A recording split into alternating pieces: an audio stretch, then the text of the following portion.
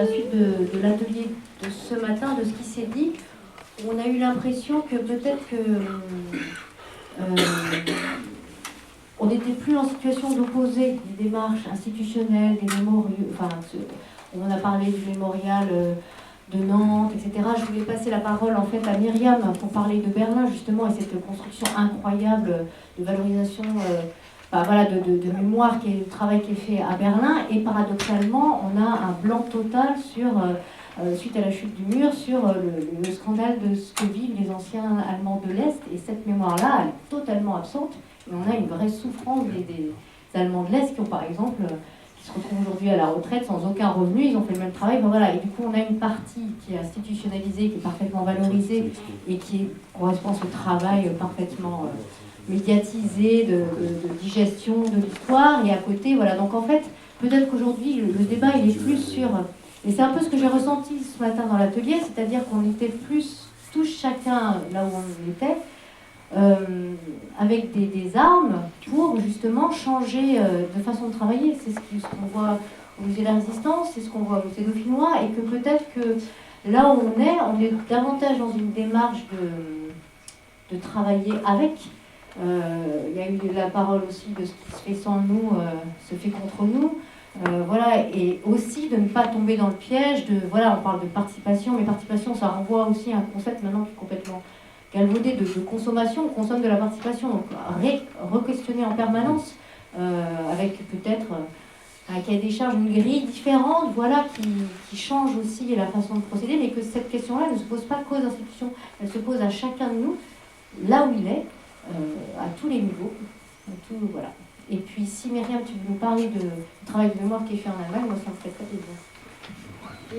Je suis content qu'on parle de cette expérience. J'ai suivi un peu de l'extérieur, mais je travaillais avec Claude Bertrand, qui était vice-président au Conseil général, chargé de la culture et du patrimoine à ce moment-là.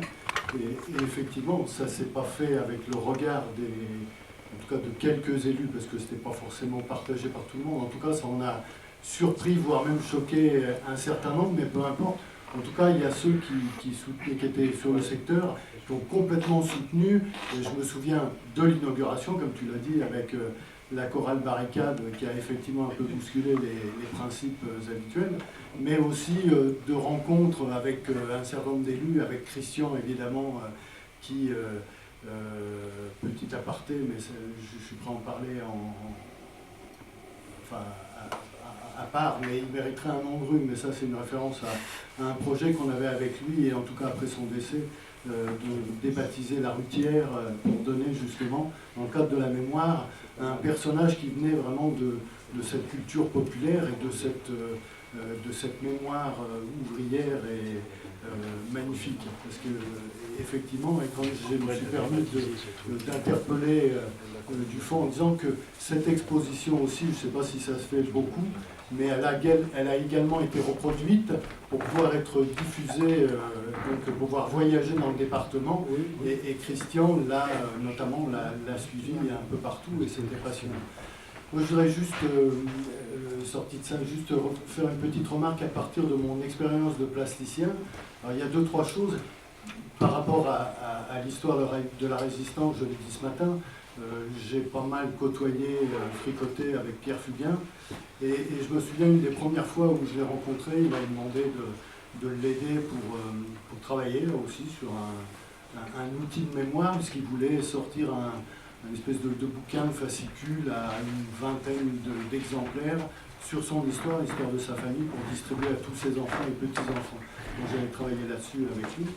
Et puis donc, par rapport à mon travail de plasticien, il me disait, tu sais, moi je vais crever bientôt, de ces termes, et comme tous ceux qui ont vécu cette période-là, et je trouve essentiel et important, oui, qu'on trouve le moyen de donner plus la parole aux artistes, alors quelles que soient les expressions, mais justement pour parler de l'histoire, parce qu'il disait, il ne remettait pas du tout en cause les historiens, même s'il avait un côté un peu plus canard, mais voilà, donc il ne remettait pas du tout évidemment en cause le travail des historiens, mais il disait qu'on pourra toujours trimballer des historiens dans les classes, auprès des jeunes, on n'aura pas le même résultat que, évidemment, avec nous qui avons vécu l'histoire, mais qui disparaissons, par contre, on pourra d'une certaine manière reproduire et avoir une certaine, sinon réussite, mais en tout cas être un peu plus efficace justement en utilisant l'émotion que les artistes, quelle que soit leur pratique, peuvent mettre dans le discours, donc sans évidemment jouer les historiens et inversement. Mais et voilà. Et puis une petite anecdote, on parle effectivement de, c'est Monique qui en parlait là aujourd'hui, la situation des profs par rapport à l'actualité. Moi, il m'est arrivé à plusieurs reprises de faire des interventions à partir de mon expo sur les droits de l'homme, par exemple. Et je me souviens d'une intervention il y a une quinzaine d'années à Moiran, et où je me suis fait, j'étais très très mal, je me suis fait allumer par une gamine de 9-10 ans, parce que j'avais un de mes collages qui traitait de la question du voile. Et elle s'est sentie agressée. Ça a été très violent, je me suis senti très mal. Et bon, on a réussi, et peut-être parce que justement, je n'arrivais pas avec un discours politique ou d'historien ou de technicien, mais que, voilà, malgré le sujet très grave, mais sur le ton de l'humour, de l'humain, j'ai pu désamorcer la bombe. Mais c'est vrai que je pense sincèrement, et là j'invente rien, je pense que je peux être très largement suivi sur ce point de vue-là, pour terminer mon propos, que si on faisait intervenir un peu plus régulièrement et un peu plus fortement justement toutes les pratiques artistiques dans les écoles, depuis le plus bas âge, la philo, etc., on aurait un peu moins de problèmes, effectivement. Je voudrais enchaîner et revenir un peu sur ce que disait Evelyne, sur le fait que la mémoire est une construction et qu'il y a une histoire de la mémoire. On avait voulu donner à ce troisième forum, bon, c'est le collectif qui travaille là-dessus, une espèce de phrase poétique de René Char qui consistait à dire « Notre héritage n'est précédé d'aucun testament ». Évidemment, c'est une formule ambiguë, délibérément, et qu'il la formule d'ailleurs à la sortie de la Résistance. Et je voudrais juste éclairer en fonction de ce qui a été dit, aucun testament, c'est-à-dire qu'il n'y a aucune méthode, il n'y a aucune vérité préalablement établie, au récit des historiens, ou à la transmission d'une mémoire telle qu'elle apparaît à travers les œuvres artistiques qui rendent compte toujours de la réalité d'une époque, celle du XVIe, du XVIIe, et que c'est souvent d'ailleurs une réalité telle qu'elle est vécue par les vainqueurs.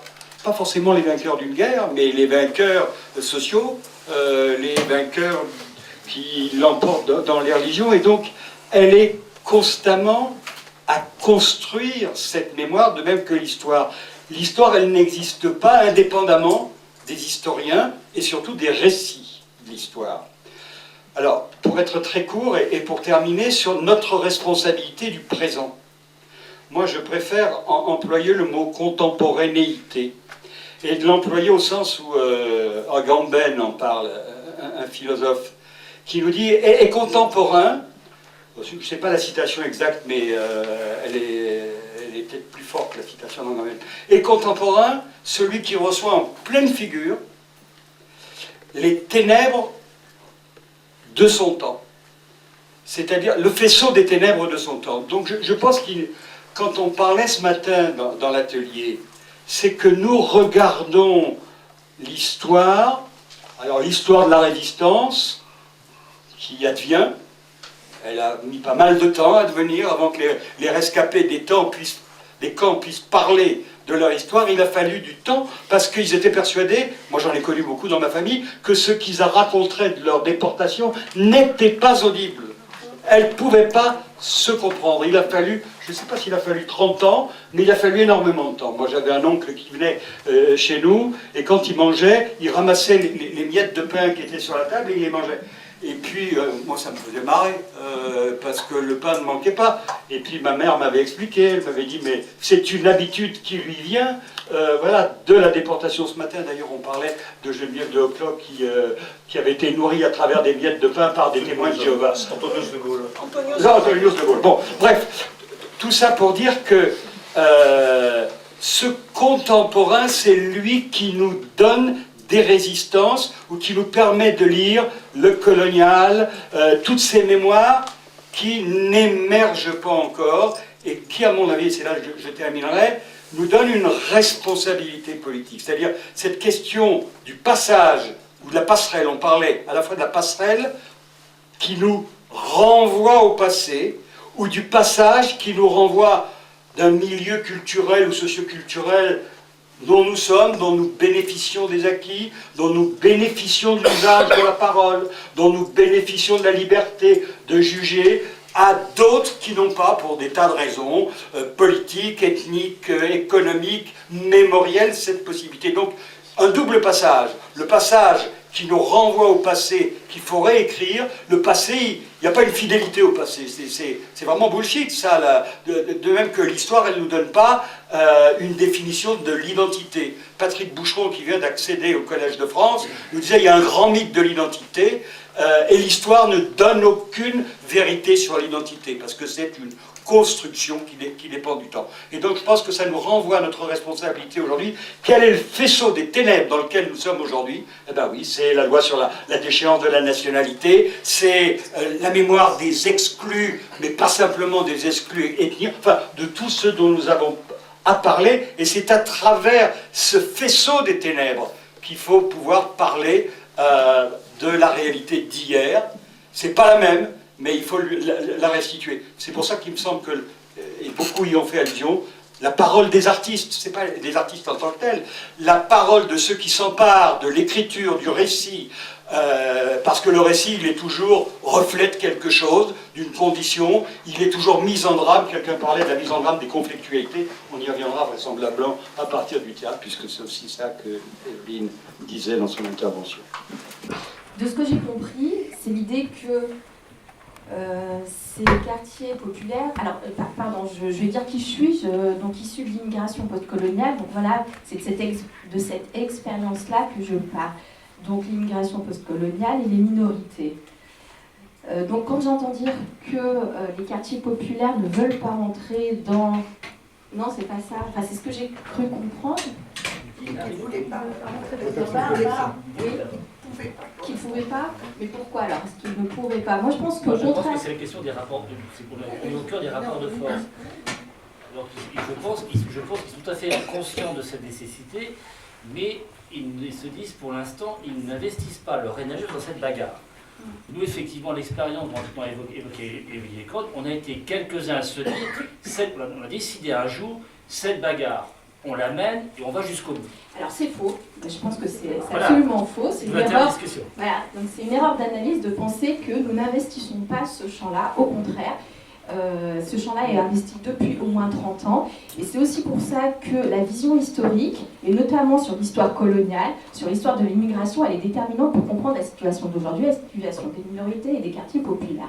Alors pourquoi? Ce traitement qui est fait aux quartiers populaires, ce traitement politique, social, économique, culturel, il est lié à cette histoire. C'est qu'on a, d'un point de vue des institutions, d'un point de vue de l'histoire de la nation, on n'a jamais pu considérer cette population-là comme faisant partie de l'histoire nationale, de l'histoire commune collective.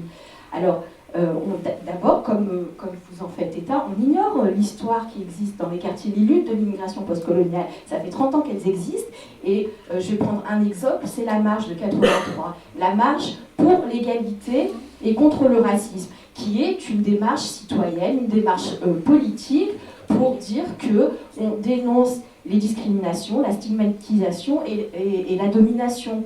Cette marche, hélas, elle a été complètement dévoyée de son objectif politique premier. Elle a même été rebaptisée marche des beurs.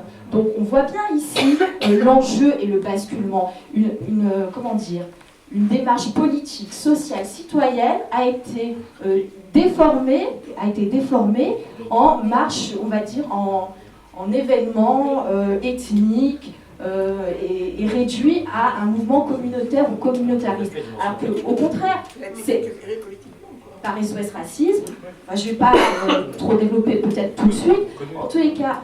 Alors voilà, donc c'est important de le mettre en avant pour dire que les quartiers, alors je répète la formule, ne sont pas un désert politique.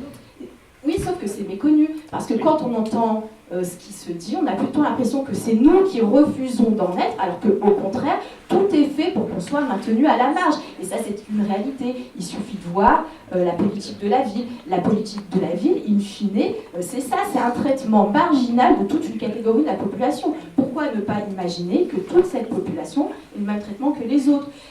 Autre chose, quand on parle de stigmatisation et de discrimination, je n'invente rien, c'est quand même une réalité. Alors, comment nous on fait pour en être, pour être dedans, si systématiquement on est relégué et marginalisé? Et ça, c'est pas de notre fait, c'est pas nous qui refusons d'en être. C'est que ce sont des réalités qui sont aussi produites par les institutions et contre lesquelles il faut lutter. Et ces luttes-là, elles sont menées. Alors, je ne vais pas développer, mais j'ai apporté justement, comme je venais ce matin au musée de la Résistance et de la Déportation, par exemple, ça c'est quelque chose qu'on fait au Forum social des quartiers populaires. Remue mémoire. Donc c'est une lutte des immigrations postcoloniales. Alors pourquoi pas imaginer une exposition, bien un musée des immigrations, de l'immigration postcoloniale qui ferait état de toute cette histoire et notamment des 30 dernières années. Donc pour dire que voilà. Il y a un musée qui existe en France, à Paris. Et de manière qu'il fasse le travail. Voilà. Donc à voir et à réfléchir à des modalités qui permettraient de faire état de cette histoire, de cette parole.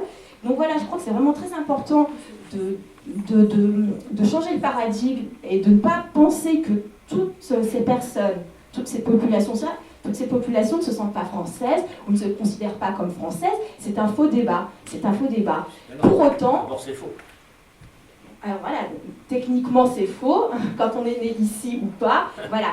On ne va pas refaire tout ce débat-là, mais ce que je voulais dire, là où je voulais... Et ils se sentent français, eux en plus. Et évitons peut-être...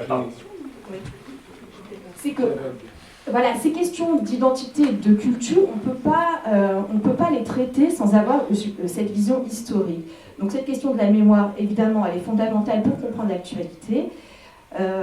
Voilà, ça c'est une chose. La deuxième chose, c'est par rapport à ce que tu disais, Laetitia, juste pour compléter la citation, en fait, c'est Nelson Mandela. Ce qui se fait pour nous, sans nous, se fait contre nous.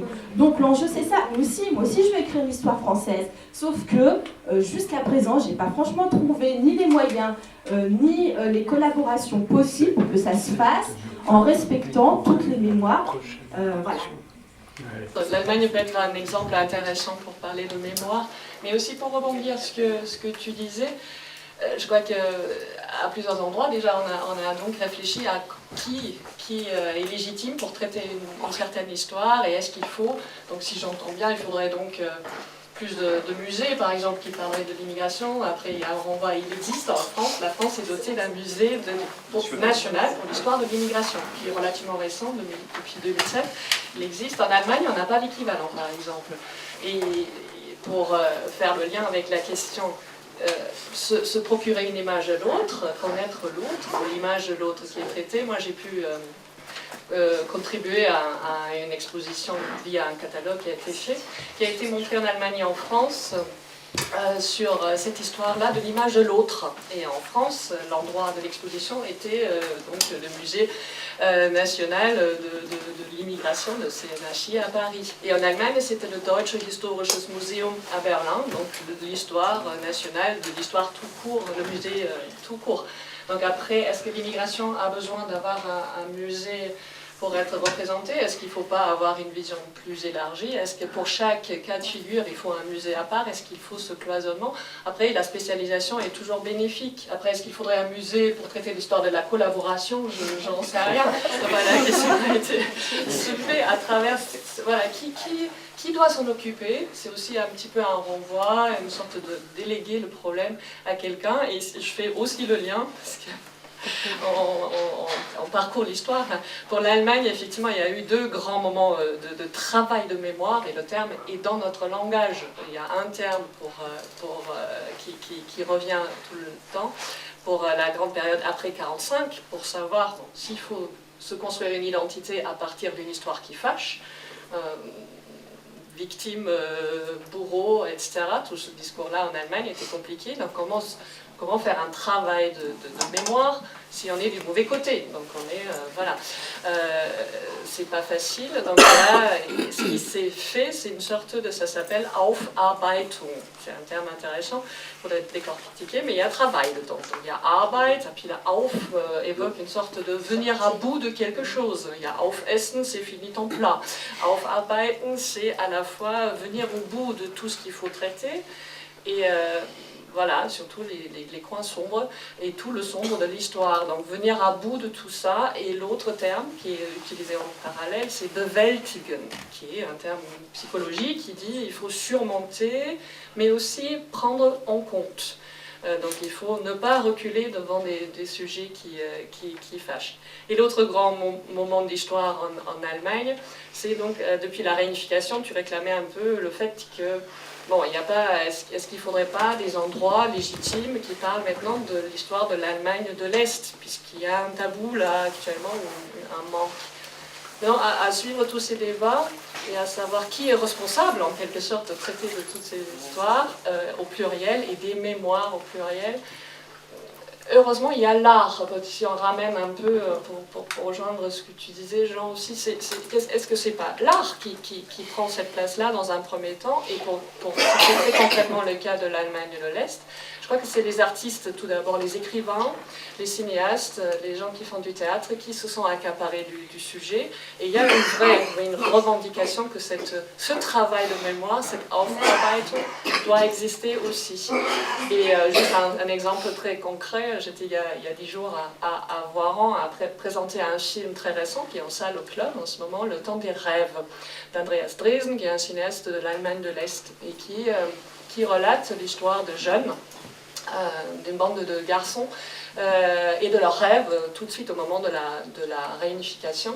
Et c'est un film extrêmement sombre, c'est une descente aux enfers en quelque sorte, puisque c'est des jeunes qui leur groupe part en vrille à travers des expériences qui échouent, leur recherche d'une radicalité, de partir à l'autre extrême, de sortir d'un état totalitaire pour revendiquer une sorte d'anarchie, d'une liberté absolue. Et puis il y a l'émergence du néonazisme qui est raconté, qui est un vrai problème en Allemagne de l'Est aussi. Voilà, bref, on ne peut pas vous résumer l'histoire du film, mais j'ai senti des réactions dans la salle, du côté du public français, qui était pour la grande part des enseignants, qui étaient révoltés par le propos du film en disant là, il y a l'histoire d'un échec, les jeunes échouent.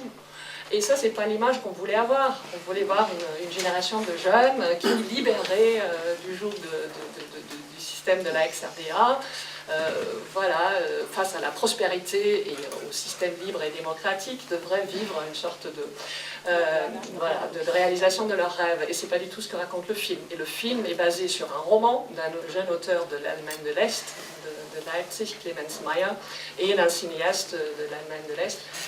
Et ça, c'est important. Je crois que c'est contre-image qui ne confirme pas à chaque fois cette idée de ce qu'il faut raconter, ce qu'il faut retenir. Donc il faut aussi raconter ces histoires-là, et ça c'est peut-être le domaine de l'art tout d'abord. Après, il peut y avoir une récupération par d'autres endroits qui résument, qui réécrivent ou qui écrivent et qui continuent d'écrire l'histoire. Mais je rejoins absolument cette idée-là qu'il y a une histoire de la mémoire que vous évoquiez et qu'il faut l'observer. Et notamment dans l'histoire de l'immigration, parce que moi, à travers la littérature de jeunes issus de l'immigration, j'ai travaillé, moi, personnellement, là-dessus.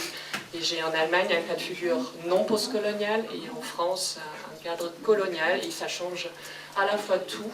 Mais pour les problèmes de discrimination et de racisme, ça ne change rien. Donc là, je crois qu'en regardant, en ayant un regard comparé sur différents pays, différentes manières de faire, où on peut tirer beaucoup d'idées, pas de conclusions tout de suite, mais d'inspiration pour aussi en comparant notre façon de construire une identité nationale, je ne sais pas. Enfin, ça c'est un terme qui ne serait pas possible en Allemagne, par exemple. Il n'y a pas d'identité nationale. Je suis là parce que j'ai réalisé 3 films documentaires dans le cadre des 70e anniversaire de la Libération. Et dans ce cadre-là, j'ai été amenée à rencontrer des passeurs de mémoire, des récepteurs de mémoire. Et je suis venue là justement pour penser, réfléchir avec vous sur quel est le rôle de la culture et de l'art dans tout ça. Et je voulais juste là partager une expérience. Il s'avérait qu'en parallèle, je suis technicienne son et j'ai participé à une très belle aventure à la Villeneuve.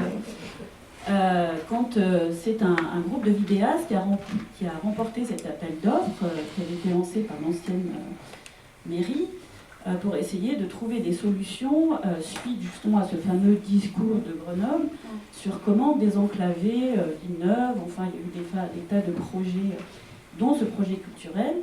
Et donc j'ai participé au numéro 0 de cette fameuse série Plus belle la Villeneuve, où j'ai rencontré ces gens qui font un travail tout à fait intéressant, d'atelier.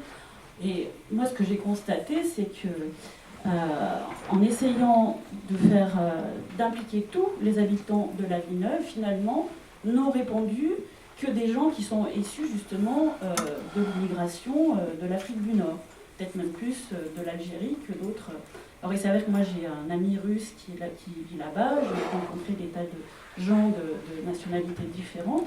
Moi-même je suis une petite fille d'Italiens et de Russes, donc en fait, comme Antonietta Pardo, je me considère plus comme citoyenne du monde, mais il s'avère que je suis née ici. Et je pense qu'il faut... alors, j'entends ce que tu dis, mais en même temps, je crois qu'on est à un moment où il faut essayer de raison garder, d'essayer justement de ne pas être dans des passions, et de s'analyser soi, c'est-à-dire, ok, je ne trouve pas ma place dans la société, ok, je ne suis pas entendue, ok, dès que j'ai une idée, tout le monde la rejette. Ça peut être vrai. Moi, j'essaye avec mes petits bras de faire tout un travail sur la place des femmes, le rôle des femmes. Notamment, j'aimerais arriver à faire un film qui rende hommage à ces femmes qui sont engagées pendant la résistance. Ok. Mais après, il y a moi, avec ce que je n'ai pas réglé, moi, avec mon histoire et ma difficulté que j'ai à prendre ma place en tant que citoyenne dans la société. Je pense qu'on est tous un peu invités à essayer de discerner les choses. Et juste pour en revenir à cette histoire de la Villeneuve, n'empêche que il y a un film qui a été primé à Cannes, qui s'appelle Guy Môquet, et qui est le fruit de tout ce travail qui a été fait. Ils essayent maintenant de continuer. Là, il y a un metteur en scène qui est là, je ne sais plus où il est, que je connais, il est là, Ali, qui fait tout un travail aussi, qui a un peu, lui, en tant que comédien, participé à ça. Alors, il y a eu des tas de défauts dans cette démarche. Mais là, je connais un peu Antonietta, je connais quelques représentants de la culture ici, il y a quand même des choses qui sont faites, et je pense que si on est là pour réfléchir, essayons d'utiliser notre pensée et de ne pas tomber dans les passions et d'être constructif. Et moi, je sais que vous avez déjà répondu à cette question, mais qu'est-ce que c'est pour vous qu'un quartier populaire ? Parce que peut-être que ça a déjà été débattu, mais qui sommes-nous pour débattre et essayer de trouver des solutions pour donner la parole à ces quartiers populaires ? C'est où on trouve du shit, non ? Mais je sais pas. C'est ça, un quartier populaire, c'est comme un quartier.